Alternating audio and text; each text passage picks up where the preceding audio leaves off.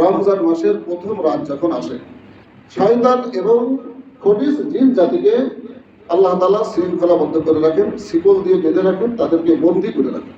তার উদ্দেশ্য হলো এই মাসে যেহেতু আল্লাহ সুবহানাহু ওয়া তাআলা অজস্র ধারায় রহমত, বরকত, মাগফিরাত নাযিল করেন, এই মাসের মধ্যে যেন এই খবিস জিন আর ইবলিস ধোঁকা দিয়ে মানুষকে বিচ্যুত না করতে পারে।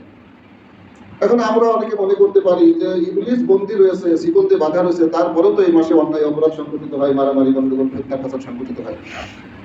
মানুষের অন্তরে কুমন্ত্রণা দেয়। কুমন্ত্রণা দেয় কারা? আল্লাযী ইউওয়াসওয়িসু ফী সুদুরিন নাস মিনাল জিন্নাতি ওয়ান নাস। জিন এবং নাস, নাস মানে তো আমরা সকলেই জানি মানুষ, নিজের নফস নিজেকে কুমন্ত্রণা দেয়। আর জিন, ইবলিস হলো জিন জাতি থেকে। মানুষকে ধ্বংসের দিকে নিয়ে যাওয়ার মাধ্যম হলো নফসে আম্মারা। এই দুটো জিনিস বছরের 12 মাসের 11 মাস খোলা থাকে। দুটো জিনিসের সাথে মানুষ যুদ্ধ করে, প্রতিযোগিতা করে টিকে থাকা অনেকটা কঠিন থাকে। এই দুটোর মধ্যে একটাকে আল্লাহ তাআলা রমজান মাসে বন্দী করে রেখেছেন, ইবলিসকে, আর একটা কিন্তু খোলা আছে। এই জন্য মানুষ রমজান মাসে যে অপরাধমূলক কর্মকাণ্ড করে, এটা নিজের নফসের দ্বারা, নফসে আম্মারার দ্বারা। আল্লাহ সুবহানাহু ওয়া তাআলা আমাদেরই লাভের জন্য, কল্যাণের জন্য জিন জাতিকে, খবিস জিন জাতিকে, ইবলিসকে আল্লাহ তাআলা শৃঙ্খলাবদ্ধ করে রেখেছেন। আল্লাহ সুবহানাহু ওয়া তাআলা জাহান্নামের প্রত্যেকটা দরজা বন্ধ করে রাখেন রমজান মাসে, তার কোনো দরজা খোলা থাকে না। এটা আমাদের কাছে মনে হয় যে অনেক লম্বা, 1 মাস, অল্প সময়, কয়েক সেকেন্ড হয়তো, আখিরাতের তুলনায়। সাথে সাথে জান্নাতের প্রত্যেকটা দরজা মুমিন বান্দাদের জন্য খোলা থাকে। আলাম ইউগলাক মিনহা বাব, জান্নাতের কোনো দরজা বন্ধ থাকে না।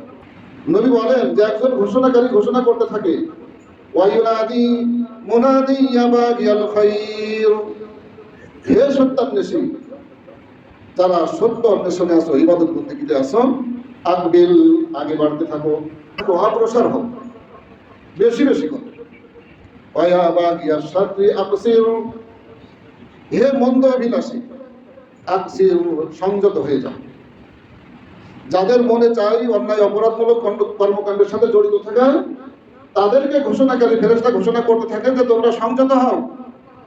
আর যারা ভালো কাজ করতেছে তাদেরকে বলা হয় তোমরা আগে বাড়ো, আরো বেশি করো, খারাপ কাজ থেকে বিরত থাকো, ভালো কাজ বেশি বেশি করো। কেন? লিল্লাহি ওয়া তাকাউ মিনান নার, আল্লাহ সুবহানাহু ওয়া তাআলা এই মাসে অজস্র জাহান্নামকে মুক্তি দিয়ে থাকেন। এই মাসে আল্লাহ তাআলা অগণিত জাহান্নামকে মুক্তি দেন। ওয়ালিল্লাহি তাকাউ মিনান নার ওয়া যালিকা কুল্লা লাইলা। এটা আল্লাহ সুবহানাহু ওয়া তাআলার এই ঘোষণাকারী ফেরেশতা প্রত্যেক দিন ঘোষণা করতে থাকে, রমজানের প্রতিটি দিন। তাহলে আমরা যারা রমজান মাসে আল্লাহ সুবহানাহু ওয়া তাআলার হুকুম আহকাম পালন করতেছি, আমাদের আরো বেশি বেশি করতে হবে। আর যারা আমরা অপরাধমূলক, ছোট হোক বড় হোক, কোনো কর্মকাণ্ডের সাথে জড়িত আছি, আমাদেরকে সংযত হতে হবে। নবী পাক সাল্লাল্লাহু আলাইহি ওয়াসাল্লাম ইরশাদ করেন, ক্বালা রাসূলুল্লাহি সাল্লাল্লাহু আলাইহি ওয়াসাল্লাম, কুল্লু আমালি ইবনি আদামা ইউযাফুল হাসানাতু বিআশরি আমসালিহা ইলা 700 জিল। ক্বালা আল্লাহু তাআলা ইল্লা সাওম ফাইন্নাহু লি ওয়া আনা আজজি বিহি ইয়াদাউ তাআমাহু ওয়া শাহওয়াতাহু মিন আজলি। নবী পাক সাল্লাল্লাহু আলাইহি ওয়াসাল্লাম ইরশাদ করেন, বনি আদম যে নেক কাজ করে, যে ভালো কাজ করে, এই ভালো কাজ করার সাথে সাথে তার প্রতিদান একটা কাজের বিনিময়ে 10টা দেওয়া হয়, এবং এটা বাড়তে বাড়তে 700 গুণ পর্যন্ত বৃদ্ধি পায়। একটা কাজে 700 গুণ বৃদ্ধি পায়। আর আল্লাহ সুবহানাহু ওয়া তাআলা বলেন, ক্বালা আল্লাহু তাআলা ইল্লা সাওম ফাইন্নাহু লি ওয়া আনা আজজি বিহি। তবে রোজার হিসাব আলাদা। ফাইন্নাহু লি, রোজা আমার জন্য, ওয়া আনা আজজি বিহি, আর আমি নিজেই রোজাদারের প্রতিদান। আল্লাহ সুবহানাহু ওয়া তাআলার ঘোষণা যে প্রত্যেকটা নেক কাজের যে একটা নির্ধারিত ফজিলত আছে, 10 গুণ থেকে 700 গুণ পর্যন্ত, এই নির্ধারিত ফজিলত রোজার বেলায় না। রোজার ফজিলত হলো, রোজা যেহেতু আমার জন্য, আমি নিজেই রোজাদারের প্রতিদান। ইয়াদাউ তাআমাহু ওয়া শাহওয়াতাহু মিন আজলি। কেননা রোজাদার শুধুমাত্র আমার উদ্দেশ্য করে, আমার ভয় করেই সে রোজা রেখেছে। রোজাদার চরম ক্ষুধার্ত অবস্থায়ও রোগ ব্যাধি হলেও অনেক রোজাদারকে ওষুধ পর্যন্ত গ্রহণ করতে দেখা যায় না। যতই ক্ষুধা লাগে সে ঘরের দরজা বন্ধ করে কিছু খায় না। আল্লাহ সুবহানাহু ওয়া তাআলা বলেন, যেহেতু রোজাদার স্বয়ং আমার জন্য রোজা রেখেছেন, ফাইন্নাহু লি ওয়া আনা আজজিহি, আমি নিজেই রোজাদারের প্রতিদান। লিসাইমি ফারহাতান, ফারহাতুন ইনদা ফিতরিহি ওয়া ফারহাতুন ইনদা লিকাই রাব্বি। নবী পাক সাল্লাল্লাহু আলাইহি ওয়াসাল্লাম বলেন, আল্লাহ সুবহানাহু ওয়া তাআলা রোজাদারকে দুটো সুসংবাদ দিয়েছেন। একটা সুসংবাদ হলো ইফতারের সময়। ইফতারের সময়ের সুসংবাদটা কি?